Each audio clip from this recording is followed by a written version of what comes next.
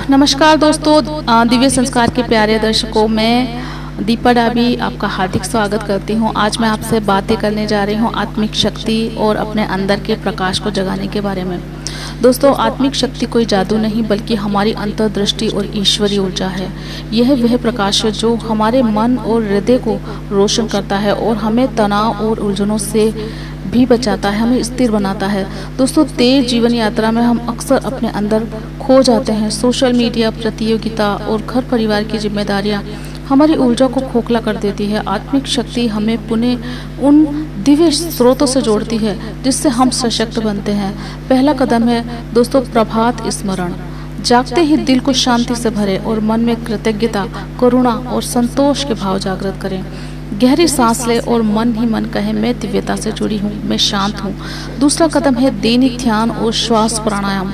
दिन में 5 मिनट के लिए आंखें बंद करके या जब भी आपको जरूरत हो गहरी सांस ले।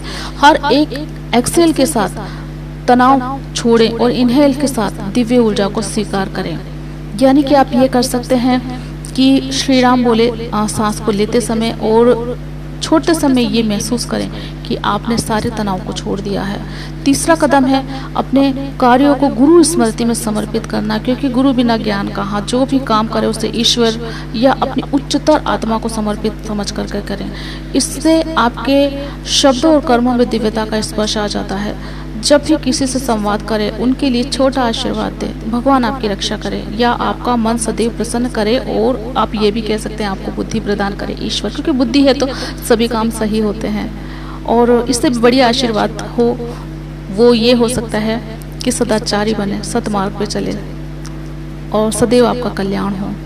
ईश्वर महादेव, आपने देखा होगा, महादेव के सीरियल देखे होंगे, महादेव सदा ये कहते हैं कि कल्याण हो, कल्याणमस्तु। कल्याणमस्तु को क्या मतलब है कि आपका कल्याण हो, यानी कि आप अपने कर्मों की गति को सुधार करके और आप ब्रह्म लोक में ब्रह्म बन जाएं। यानी कि आप स्वयं जो अपने आप को भूल चुके हैं, आप ईश्वर का तत्व हैं, आप ईश्वर के बच्चे हैं, आप ईश्वर नुमा काम करें। तो कल्याणमस्तु का मतलब यही होता है कि आपका कल्याण हो। ईश्वर आपको स्वीकारने को तैयार है, लेकिन तब जब आप ईश्वर नुमा बनकर ही वापस जाएंगे ऊपर। ईश्वर हमारे लिए एक ब्रह्म लोक में एक स्वर्ग तैयार किए हुए है और हम लड़ाई झगड़ों में, वाद विवाद में और कुंठाओं में पले हुए हैं, जलन में पड़े हुए हैं। लोग एक दूसरे को देख करके इतना जलते हैं। कोई प्रगति कर रहा है तो वो उतना जल रहा है कि मानो उसने उसका छीन लिया हो। उसने उसकी मेहनत नहीं देखी, उसने उसकी काबिलियत नहीं देखी, उसने उसकी अच्छाई नहीं देखी, जिस अच्छाई के दम पे वह स्वयं जी रहा है शायद, लेकिन वो जलने के लिए 1 मिनट नहीं लगाता है। दोस्तों, क्यों दूसरों को देख करके जलते हैं? ये सब चीज़ें छोड़ दीजिए, क्योंकि इन 3 सरल कदमों से आपकी आंतरिक शक्ति बहुत ज़्यादा प्रबल हो सकती है। आपको ईश्वर स्वर्ग देना चाहता है और आप नरक का रास्ता तैयार कर रहे हैं, ये तो बहुत गलत बात है दोस्तों। आपका स्वास्थ्य सुधरेगा अगर आप मेरे विचारों से काम करेंगे। दूसरों को छोड़ दीजिए कि दूसरा क्या कर रहा है, गलत कर रहा है। हम मानते हैं कि दूसरों के किया का प्रभाव जब तक आपके घर पर नहीं आता है, आप खुद उठ करके आगे नहीं बढ़ते हैं उसका विरोध करने के लिए। लेकिन विरोध करने का मतलब क्या है? विरोध करने का क्या ये मतलब है कि आप लड़ने वाले के साथ लड़ मरे? हाँ, लड़ना भी जरूरी होता है। जैसे कि हमारे देश की माता काली है, माता काली लड़ती भी है, लेकिन तब जब उसे पता चलता है कि अब कुछ नहीं हो सकता है, ऐसी स्थिति में आप लड़िए, तोड़िए, तोड़ डालिए लोगों को, क्योंकि लोगों को जो इंसान जैसा है उसको वैसा ही सबक मिलना बहुत ज़्यादा ज़रूरी होता है। हमारे देश में भ्रांतियां हैं बहुत सारी कि लोग ये सोचते हैं कि हमारे साथ ही गलत हो रहा है, हमारे साथ ही गलत हो रहा है। भाई, गलत क्यों हो रहा है आपके साथ? आप कहीं ना कहीं कमज़ोर होंगे, या तो कर्मों से, या आपकी अच्छाई से, या किसी और चीज़ से।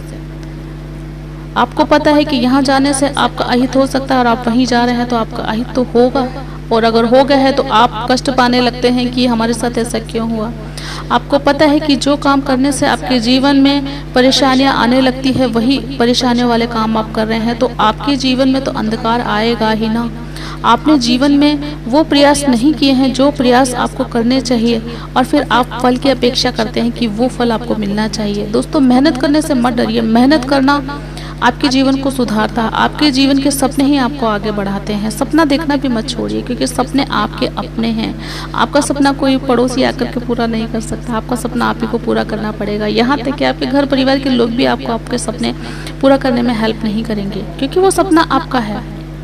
आपको अगर ज़्यादा पाना है तो आपको ज़्यादा मेहनत करनी होगी, वरना आप अन्यथा आप खुश रह करके रहिए। कैसे भी 2 रोटी खाकर भी खुश रह करके आप जी सकते हैं संतुष्टि की अवस्था में, लेकिन वो संतोष आपका गहरा होगा तब जब आप उस संतोष में संतोष महत्व को देंगे, उस महत्व देंगे उस संतोष को। लेकिन अगर उस संतोष को भी आपने महत्व नहीं दिया है और उस संतोष में भी आप ना तेरा मेरा कर रहे हैं, लड़ाई झगड़ा कर रहे हैं, तो आपको कभी भी उसमें कोई सुख शांति नहीं मिलेगी।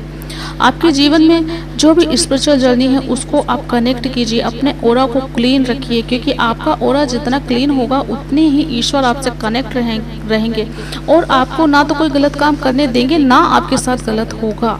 लेकिन उस स्तर तक ओरा को कनेक्ट करने के लिए आपको बहुत मेहनत करनी पड़ेगी और मेहनत बहुत आसान होती है। ये मेहनत इतनी आनंदमय होती है कि आप शांति से बैठ करके 10 मिनट का मेडिटेशन करें।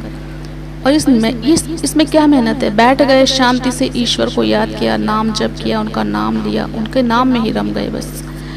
ईश्वर ने कहा कि राम राम जप मैं राम में हो जाऊं, वही चीज़ है। सिर्फ आपको राम राम जपना है, आपको राम होना है। और अगर आप काली काली जपोगे तो आप काली की तरह लड़ना भी सीख जाओगे, क्योंकि काली तो काली है, आपको पता है, अच्छों के साथ अच्छी, बुरों के साथ बुरी। लेकिन काली भी काली तब बनती है जब उसे विवश किया जाता है। तो आप उस स्थिति से बचने के लिए कि आपको विवश किया जाए, आप राम नाम का जाप करिए। राम हमारे देश का राजा था, राजा हैं, आज भी हैं। नरेंद्र मोदी जी हमारे राजा हैं, बहुत शांति से काम लेते हैं। लेकिन हमारे लोग, जितने लोग उनको रावण बनने पे मजबूर कर रहे हैं। कुछ लोग कहते हैं कि नरेंद्र मोदी आया है जब से ये हो रहा वो हो रहा है। कुछ लोग उनकी बुराई करते हैं। वो देश का राजा बन के बैठा है, उसकी किस्मत है, बहुत अच्छा इंसान है, कर्मी इंसान है, उसकी औकात है कि वो वहाँ तक जा पाए। क्या आपकी औकात है? आप वहाँ तक जा सकते हैं। पूरे देश को संभालना ऐसे ही है। पूरे देश को संभालने वाला इंसान नरेंद्र मोदी, उसको कोई भी आपत्तिजनक अगर कोई बात कहता है तो ना सुनिए, ना सुनिए, क्योंकि वो हमारे देश का राजा, हमारा पिता है। ईश्वर ने उसको हमारे लिए बनाया है, हमारे लिए लीडर बनाया है उसको ईश्वर ने, हमारे लिए चलने के लिए। आपने देखा होगा कई सालों से रुके हुए काम उन्होंने करवा दिए हैं और इतने अच्छे नेता हैं। आज तक हमारे देश में ऐसा नेता नहीं आया होगा। जहाँ तक मैं जानती हूँ, मैं राजनीति में इतना विश्वास नहीं रखती हूँ, लेकिन मैं स्पिरिचुअलिटी के माध्यम से ये कह सकती हूँ, वाइब्रेशन की कनेक्टिविटी के माध्यम से कह सकती हूँ कि उन जैसा नेता कहीं नहीं आया। योगी जी जैसे नेता कहीं नहीं आए। योगी जी ने जो काम किए वो काली माता के काम किए हैं।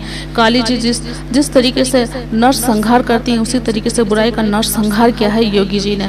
और योगी जी का, नरेंद्र मोदी जी का साथ देने वाले लोगों का मैं शत प्रणाम करती हूँ। उनको अपने सर से, अपने दिल से नमन करती हूँ कि ऐसे ही लोग हमारे देश को, पृथ्वी माता को साफ सुथरा रखने में मददगार है। क्योंकि हमारा देश है ना, ये बहुत ज़्यादा आगे है। पूरे विश्व में हमारे देश में ईश्वर की पूजा होती है। ये ईश्वर का देश है। उत्तर प्रदेश, जहाँ पर उत्तराखंड है, वहाँ पर ईश्वर का देश है ये। जहाँ पर लोग आते हैं, विदेशों से लोग आकर के धर्मी बन जाते हैं, भक्त बन जाते हैं। आपने देखा होगा कई विदेशी पर्यटक, अंग्रेज हैं, विदेशी लोग हैं, वो झूमते हैं ईश्वर के वाइब्रेशन में, क्योंकि ईश्वर उन्हें अपनाता है। ईश्वर उन्हें अपनाता है क्योंकि हमारे देश में ईश्वर को जिंदा रख रखा है यहाँ के लोगों ने। यहाँ का मनुष्य स्वयं अपने आप में ईश्वर है, लेकिन बुराइयों को देख करके स्वयं अपने ईश्वरीय तत्व को भूल करके वो टूटता जा रहा है। वो आगे उस स्तर तक घटता जा रहा है जिस स्तर तक शायद कोई घट ना पाए। आजकल का मनुष्य केवल बुराई को देखने लगा है। जो कुछ हो रहा है ना, ये उसी बुराई का नतीजा है जो हम दैनिक जीवन में अपना रहे हैं, जो कर रहे हैं। उसी बुराई का नतीजा है कि वो जा कर के आगे हमारे साथ वैसा ही होगा जैसा अगर हम करेंगे। ईश्वर ने यही कहा है कि जस कर्म तस फल। और अगर कर्म अच्छे नहीं हैं तो आप भूल जाइए कि आपके साथ भी अच्छा होगा कभी। तो मैं आपसे माफ़ी मांगती हूँ अगर किसी चीज़ का आपको बुरा लगा हो। मेरे विचार मुझे नहीं पता मैंने क्यों कहा ये सब। मैं वीडियो बनाने वाली थी कुछ और ही, लेकिन मैंने बनाया ये। लेकिन मैं आपसे यही कहना चाहूँगी कि शांति से अपने कर्म करिए, और जो भी गलत काम करने वाले हैं उनको गलती का फल मिलेगा, डेफिनेटली मिलेगा। और जो करने में सशक्त है वो लोग उनको गलती का फल देंगे भी। और विश्वास रखिए ईश्वर पे, और महादेव का सदा स्मरण करते रहिए। हर हर महादेव कहते रहिए, जय माँ काली करते रहिए, ओम क्रीम काली के नमः का सदा जाप करिए। आपके जीवन में ना आपके साथ बुरा होगा, ना आपको साथ कोई बुरा कर पाएगा। हर हर महादेव।